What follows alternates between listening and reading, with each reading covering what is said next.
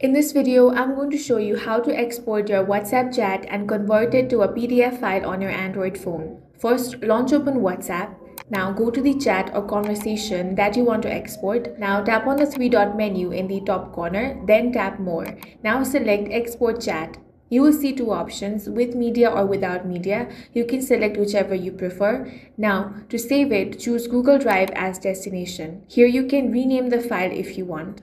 Then tap on Upload. Now open Google Drive and make sure you're using the same account. Locate the uploaded chat file, tap on the three dots and tap on the download option.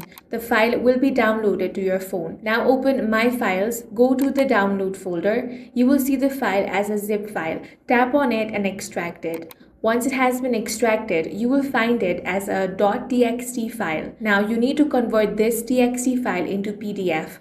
For that, open up a browser and search TXT to PDF converter. Open any trusted website. Then tap Choose File and upload the extracted file. Now make sure the output is set to PDF. Once it has been converted, open the file and as you can see, it has been converted into a PDF file. That's all for this video. If you found it useful, make sure to hit the like button and subscribe for more videos like this.